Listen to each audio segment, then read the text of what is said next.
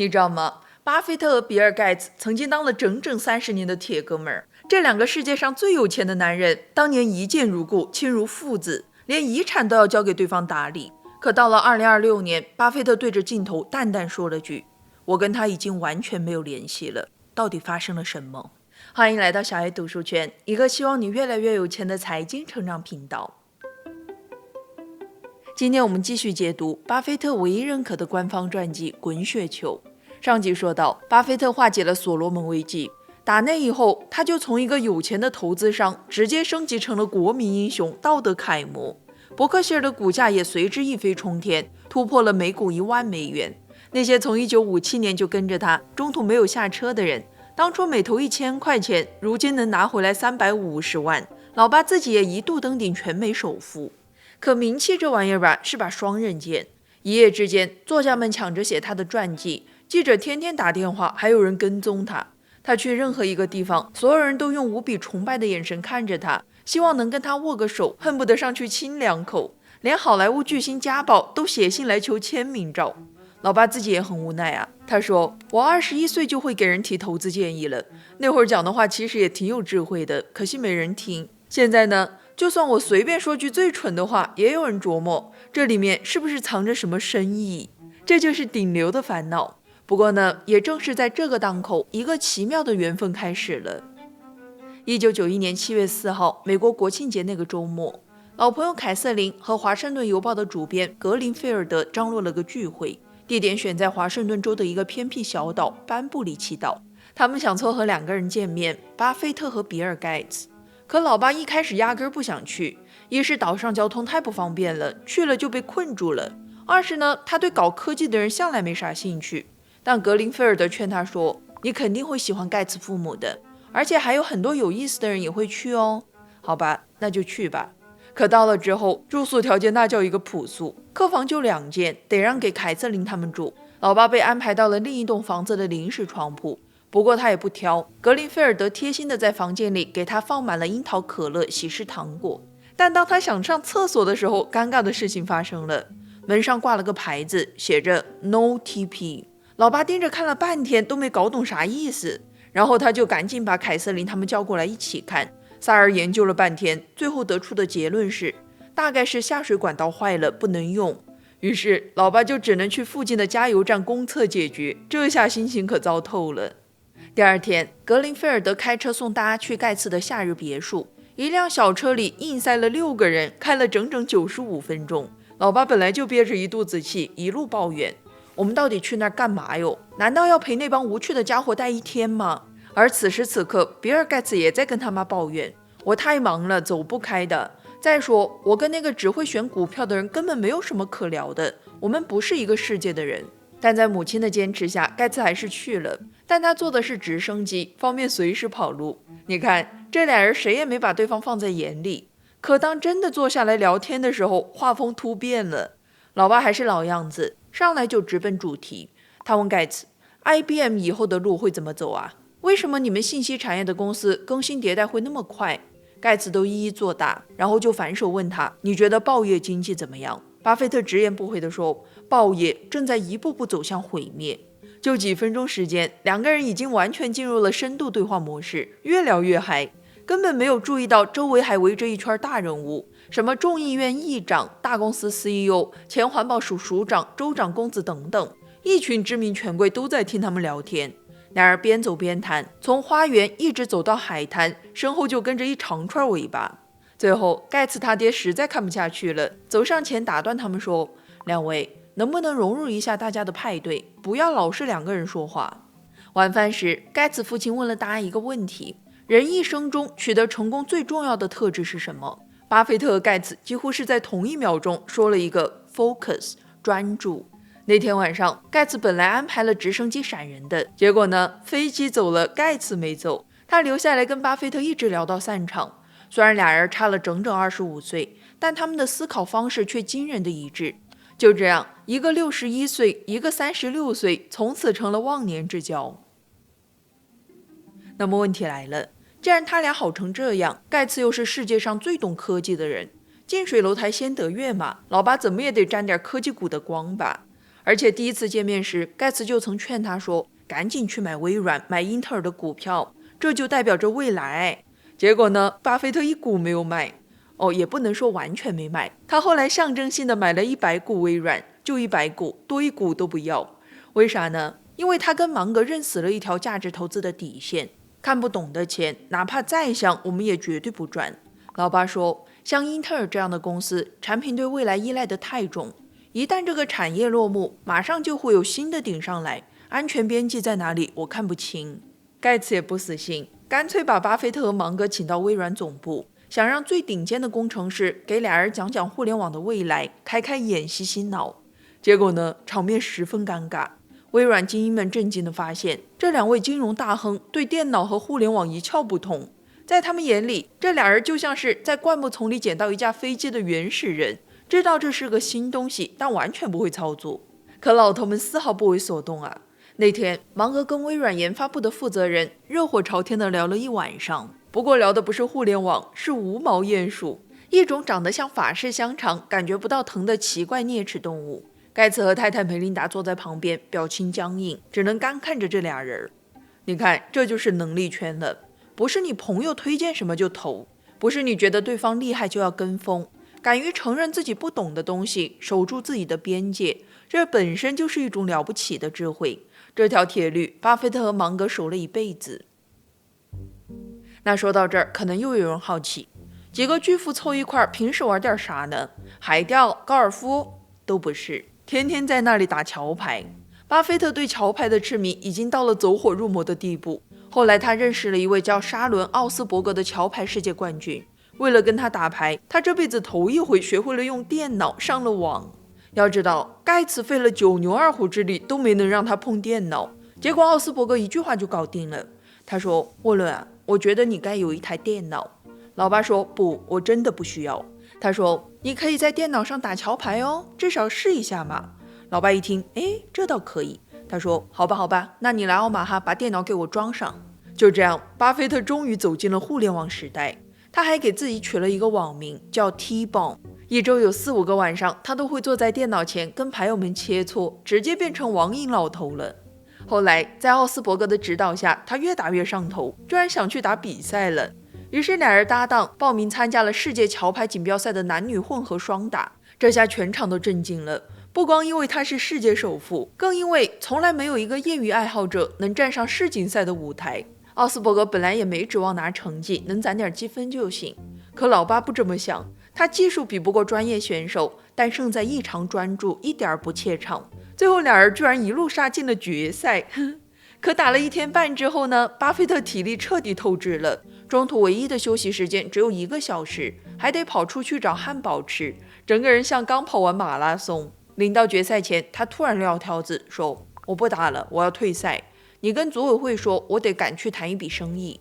奥斯伯格当场傻眼，组委会更是气炸，从来没有人打进决赛还要弃权的，他们甚至威胁要取消奥斯伯格的世界排名。可怜的他拼命解释，要退赛的不是我啊，你们不能这么对我。最后组委会也只能捏着鼻子同意了。顺带说一句，巴菲特这股桥牌瘾把比尔盖茨也拽进了坑，他不仅成了超级牌迷，水平甚至还反超了老爸。那玩归玩，闹归闹，巴菲特搞钱的小手可一刻没停掉。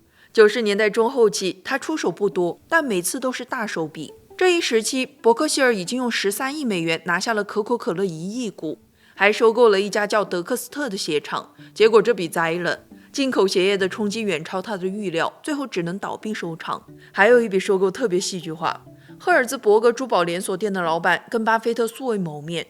有一天，他在纽约第5大道逛街，听见旁边有位女士喊了声巴菲特先生。他一听，立马凑过去，当场就把自己的公司推销了出去。两人没说几句就敲定了收购意向。你看，机会有时候就是出现在街角，关键是你得有胆子去抓。而最重头的一笔是老爸终于全资拿下了 Gecko 这家公司，他从20岁暗恋到65岁，这回铁了心要娶回家了。可对方那位 CEO 比他还难缠，咬死要每股70美元，还非要用伯克希尔的股票来付。巴菲特呢，只肯出现金，每股最多50。两人僵持了整整1年，最后还是老爸先低头，毕竟太爱了。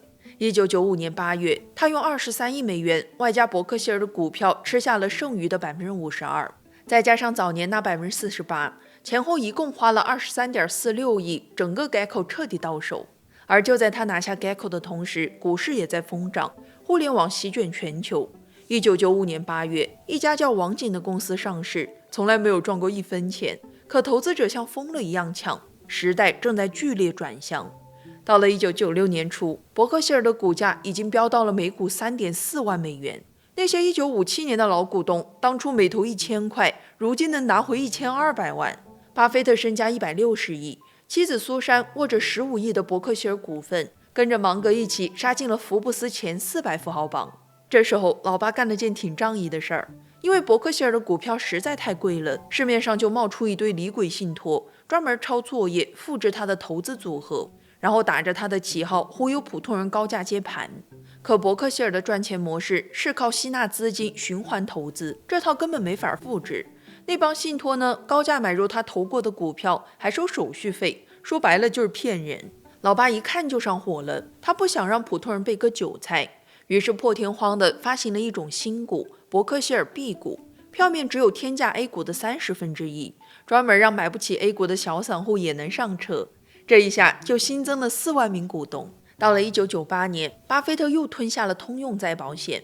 翻译一下，这种公司就是专门给保险公司兜底的保险公司的保险公司，这也是当时他最大的一笔收购。